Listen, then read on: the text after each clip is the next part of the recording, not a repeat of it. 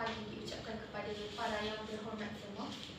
Hari ini kita akan membicarakan tentang topik hangat, iaitu apakah wajar UPSR dimasukkan. Saya serahkan kepada pihak kerajaan terlebih dahulu. Demi memartabatkan pendidikan negara, saya bangkit untuk memperjuangkan nasib generasi muda Malaysia dan salam perdebatan saya hulurkan buat anda semua. Tuan-tuan dan puan-puan, selaku YB Perdana Menteri pada hari ini, suka untuk saya menggagaskan satu usul yang berbunyi peperiksaan awam UPSR dan PT3 wajar dimasukkan. Sebelum saya pergi lebih jauh lagi, izinkan saya terlebih dahulu, Tuan Yang Di-Pertua, untuk memberikan definisi usul ini secara literal agar pihak pembangkang khususnya tidak terkial-kial untuk mencari asas perjuangan kami. Menurut Kamus Dewan, peperiksaan awam bermaksud peperiksaan yang wajib diduduki oleh setiap sekolah kerajaan di Malaysia. UPSR pula ialah ujian penilaian menengah rendah yang wajib diduduki oleh semua pelajar darjah 6 di Malaysia. PT3 pula bermaksud pentaksiran tingkatan 3 yang wajib diduduki oleh semua pelajar tingkatan 3 di Malaysia. Wajar dimasukkan pula bermaksud wajar dihapuskan atau dilenyapkan. Saya juga ingin menyatakan bahawa pihak kerajaan yakin dengan hujah-hujah yang akan dibentang sebentar lagi dan seterusnya usul kami akan diterima seisi Dewan tanpa sebarang pertikaian. Tuan Yang Di-Pertua, kami menetapkan dua indikator bagi memantapkan usul kami. Yang pertama, saya katakan ialah kecemerlangan seseorang pelajar bukan hanya terletak pada kecemerlangan akademik sahaja. Yang kedua indikator kami ialah tugas dan tanggungjawab seorang guru dinilai daripada kecemerlangan pelajar yang diajar olehnya. Oleh itu, berdasarkan indikator-indikator ini secara justifikasi, saya sepenuhnya yakin bahawa hujah yang akan kami kemukakan sebentar saja lagi akan diterima tanpa perlu diperdebatkan dengan hujah-hujah palsu daripada pihak pembangkang. Seterusnya, saya serahkan kepada pihak pembangkang. Terima kasih Yang Di-Pertua. Salam apresiasi dan salam satu Malaysia buat yang Tuan Yang Di-Pertua, rakan-rakan delegasi kerajaan dan rakan-rakan pembangkang dan ahli-ahli dewan yang dimuliakan sekalian. Tuan Yang Di-Pertua, setelah dibentangkan definisi usul secara literal oleh pihak kerajaan yang saya kira begitu menarik sekali, maklumlah diambil bulat-bulat daripada Kamus Dewan, kami dari delegasi pembangkang faham tentang usul yang dikemukakan. Namun, memang sudah menjadi adat di dalam arena perdebatan di mana sudah menjadi tanggungjawab kami dalam meneliti beberapa kesilapan dan kekurangan. Pertama, pada hari ini Yang Di-Pertua, kami masih kurang jelas tentang pelaksanaan pemansuhan peperiksaan awam ini. Hal ini kerana pihak kerajaan sebentar tadi telah menyatakan peperiksaan awam ini dimansuhkan kerana pelajar hanya belajar berorientasikan peperiksaan semata-mata. Sekiranya tanpa peperiksaan, bagaimana hendak menilai usaha pelajar dan guru dalam sesi pembelajaran dan pengajaran? Dan yang keduanya Di-Pertua, mereka menyatakan bahawa pemansuhan peperiksaan awam ini adalah untuk mengurangkan kos perbelanjaan kerajaan. Kalau benar pemansuhan peperiksaan awam ini dapat menjimatkan kos perbelanjaan kerajaan, mengapakah peperiksaan awam ini tidak dimasukkan pada tahun 1997 yang dahulu? Ketika negara kita mengalami kemelesetan ekonomi yang sangat teruk, di mana kerelevanan hujah yang disampaikan oleh delegasi kerajaan, kami harap dapat dijawab pertanyaan ini oleh pihak kerajaan sebentar lagi. Tuan Yang Di-Pertua, adalah tidak benar bahawa pemansuhan peperiksaan awam ini dapat meningkatkan prestasi pelajar seperti yang diperkatakan oleh pihak kerajaan. Bahkan bagi pihak kami telah melihat bahawa pemansuhan UPSR dan PT3 ini akan menjejaskan penilaian terhadap prestasi pelajar yang berasaskan peperiksaan standard. Hal ini demikian kerana guru di sekolah kurang berupaya untuk menyediakan soalan standard yang setaraf dengan UPSR maupun PT3. Maka dengan itu, saya daripada pihak pembangkang sangat tidak bersetuju bahawa peperiksaan UPSR dan PT3 dimasukkan seperti mana yang diperkatakan oleh pihak kerajaan sebentar tadi. Seterusnya saya akan memberikan Yang Di-Pertua untuk membuat keputusan.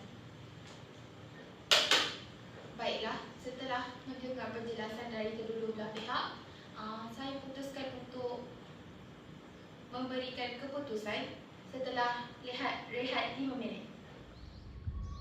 Pada situasi yang pertama, iaitu di Parlimen, sistem sapaan yang digunakan ialah yang berhormat.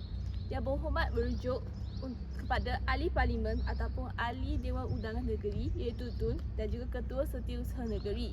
Dan yang kedua iaitu saya. Dalam sin Parlimen, penggunaan kata ganti diri yang pertama iaitu saya digunakan oleh pihak kerajaan. Dan yang ketiga, tuan-tuan dan puan-puan. Tuan-tuan dan puan-puan ialah cara formal dalam berbicara dan merujuk kepada satu kelompok orang secara kolektif atau ketika sedang berbicara. Tuan-tuan digunakan untuk lelaki dan puan-puan digunakan untuk perempuan. Dan yang keempat iaitu pihak pembangkang dan juga pihak kerajaan. Penggunaan sistem sapaan ini adalah sopan dan biasanya digunakan semasa berbicara di Parlimen. Kemudian, tuan yang dipertua merujuk kepada seseorang yang memegang jawatan tinggi terutamanya di Parlimen Malaysia. Dan seterusnya, penggunaan sistem sapaan kami merujuk kepada aturan ataupun norma-norma tertentu yang mengatur cara berbicara atau bersapaan, iaitu kata ganti diri yang pertama. Dan yang terakhir iaitu kita mengacu pada aturan dan juga norma-norma yang mengatur cara berbicara seperti kami, iaitu kata ganti diri yang pertama.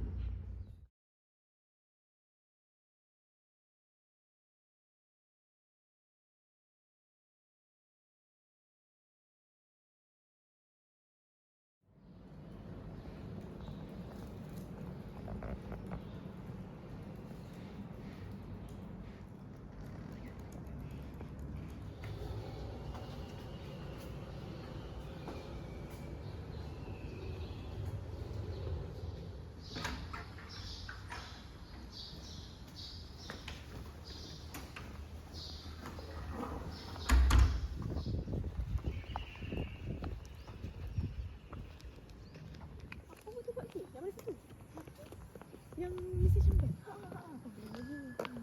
sampai. Assalamualaikum doktor. Waalaikumsalam. Sekejap. Korang tahu tak malam Jumaat ni kita ada malam citra budaya? Kami tahu, kami sudah dimaklumkan pasal benda tu dan kami juga akan join. Okey. Kalau macam tu saya gerak dulu. Okay. Bagi situasi yang kedua pula antara pensyarah dan pelajar. Perkataan kata sapaan yang pertama ialah kata doktor. Doktor adalah kata sapaan yang digunakan untuk merujuk kepada seseorang yang memiliki gelaran doktor atau sebagai bentuk penghormatan terhadap profesi mereka. Perkataan doktor diperoleh oleh pensyarah di mana-mana universiti apabila mereka telah menyelesaikan PhD mereka. Seperti contoh di dalam video, mereka memberi salam Assalamualaikum doktor untuk menunjukkan bahawa pensyarah tersebut sudah menghabiskan PhD-nya. Seterusnya, bagi kata sapaan yang kedua pula ialah korang.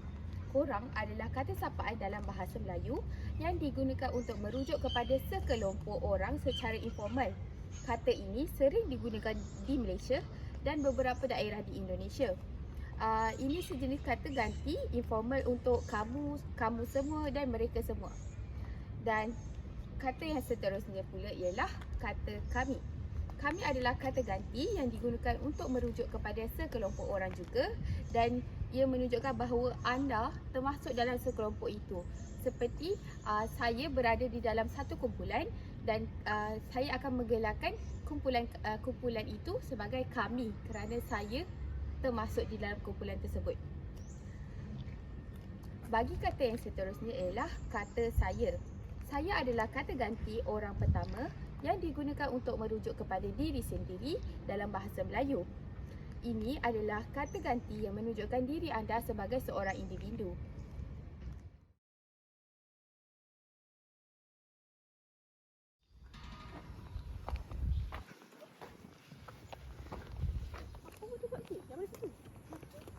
Yang mesti sampai.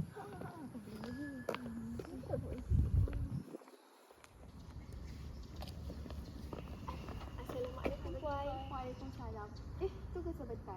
Adakah kamu berdua tahu pada malam Jumaat ini kita akan mengadakan malam keperayaan? Oh, berkenaan malam tersebut, kami telah diberitahu Puan dan kami juga akan membuat persembahan pada malam itu. Betul? Oh, baiklah kalau begitu. Saya minta diri dulu ya.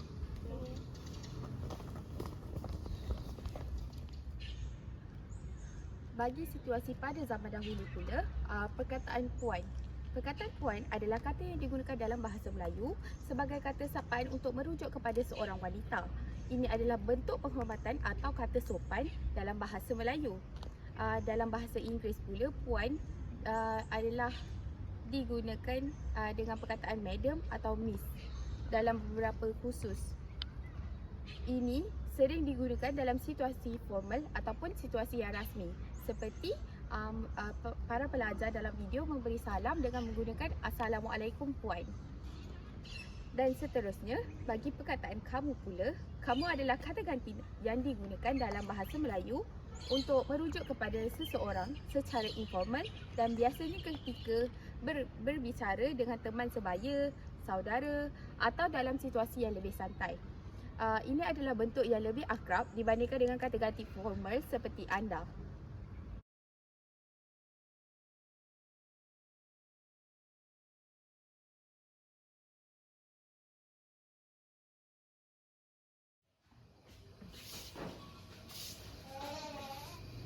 Siti? Oh, Siti. Ya, Ibu. Cuba bukakan tingkap bilik tu.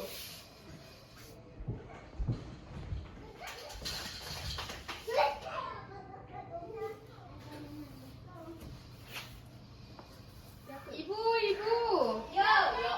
Tengok ni. Ada jiran baru. Oh, maaf ya. Dah lah, ibu lagi masak. Hai Aunty. Baru pindah ke tu?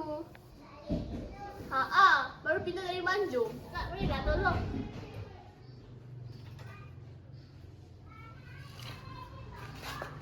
Dia nak saya tolong apa Aunty? Awak boleh tak ambilkan yang tu? Boleh? Papers ni nak buat apa Aunty? Mak I bocor. Mak Aunty period ke? Mak Aunty dah menopause lama. Bagi situasi jiran dengan jiran, perkataan kata sapaan yang pertama adalah kata Siti. Siti di dalam konteks ini melambangkan nama seseorang, nama anak kepada ibu yang digunakan oleh ibu untuk memanggil anaknya itu. Namun pada zaman dahulu, perkataan Siti digunakan untuk melambangkan seseorang wanita yang belum berkahwin ataupun panggilan kepada anak perempuan. Seterusnya, bagi kata ibu adalah kata dalam bahasa Melayu yang digunakan untuk merujuk kepada seorang wanita sebagai bentuk penghormatan atau menyebut seorang wanita yang merupakan ibu.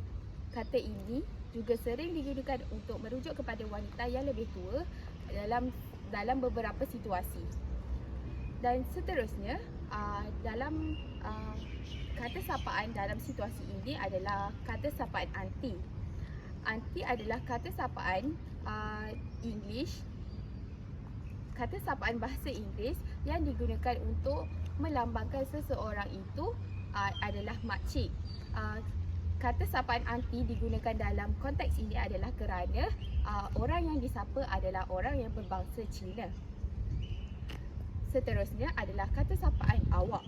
Bagi awak pula ialah ianya merupakan kata ganti orang kedua yang umum digunakan dalam bahasa Melayu. Ini adalah bentuk yang umumnya lebih sopan atau neutral daripada kata ganti kamu ataupun kau yang biasanya digunakan dalam situasi yang lebih formal atau ketika anda ingin berbicara dengan seseorang dengan percakapan yang sopan.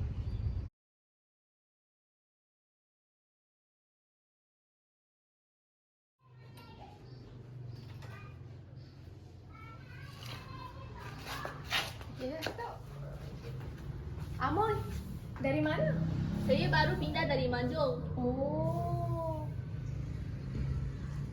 Bagi konteks pada zaman dahulu pula, kata amoy Kata amoy adalah istilah yang biasa digunakan di beberapa negara Asia Tenggara, terutama di Malaysia dan Singapura, untuk merujuk kepada wanita muda atau perempuan dalam bahasa Hokkien atau bahasa-bahasa Tionghoa yang terkait.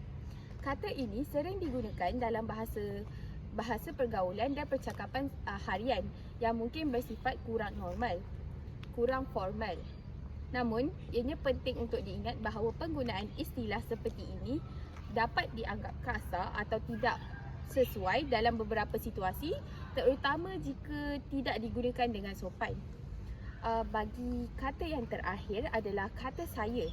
Kata saya adalah kata ganti orang pertama yang digunakan untuk merujuk kepada diri sendiri dalam bahasa Melayu.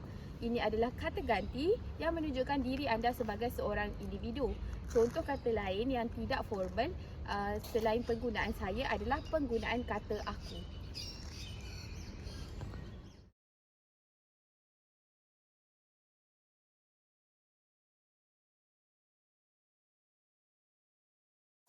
Nak pergi kerja dah ke bang? Nak pergi kerja dah ni yang. Okeylah, hati-hatilah bang. Salam bang. Okey.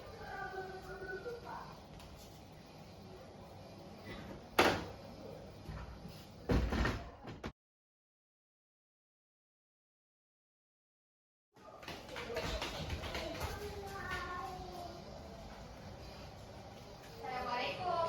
Mak boleh balik dah ni.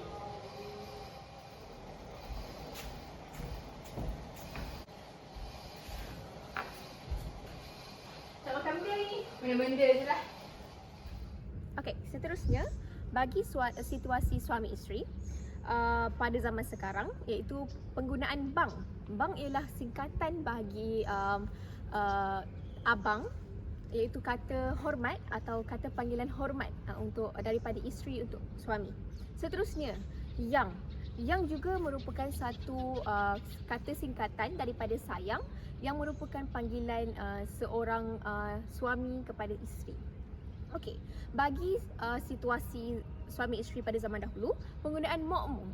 Mokmung ialah penggunaan dialek Terengganu yang digunakan untuk memanggil isteri ataupun penggunaan yang juga boleh digunakan semasa seorang ayah bercakap dengan seorang anak.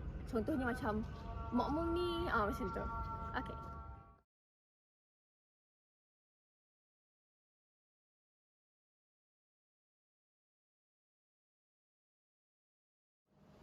Masuklah.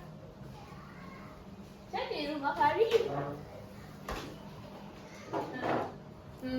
Petang ni nak makan apa? Nak makan kuih. Kuih apa? Kuih onde-onde. Okey, tapi kenapa tak ada? So, awak boleh pergi panjat. Saya? Yelah.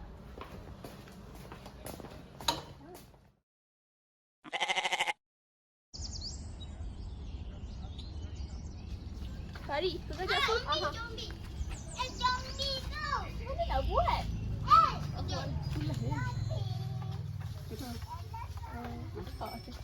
Terima kasih pakcik. Dah, Fari. Okey. Macam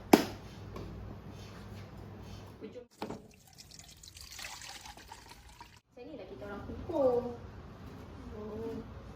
Aku nak cuba boleh? Boleh?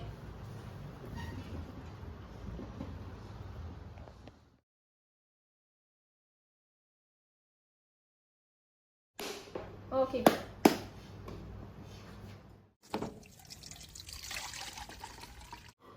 Macam ni lah caranya kalau kita nak pupuk kelapa.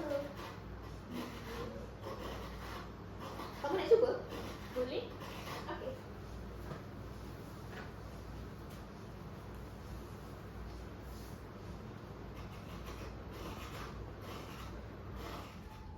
Baiklah, bagi situasi yang terakhir iaitu situasi rakan bersama rakan. Okey, bagi situasi zaman sekarang, penggunaan Fari.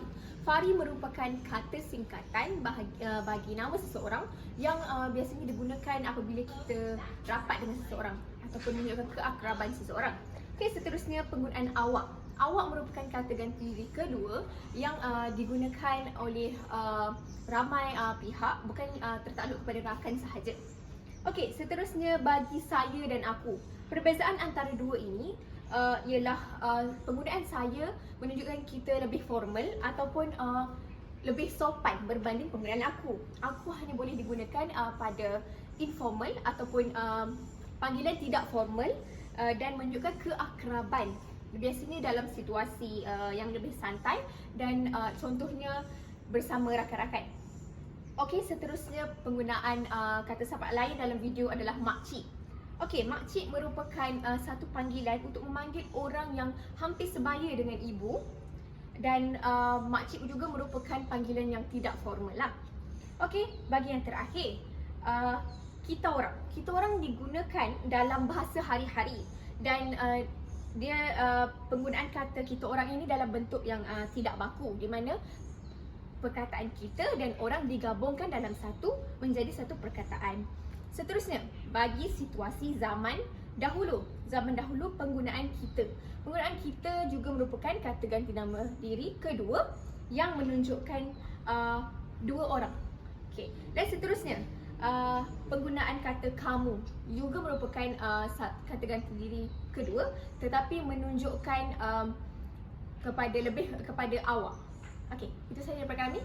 Sampai jumpa lagi minggu depan. Bye.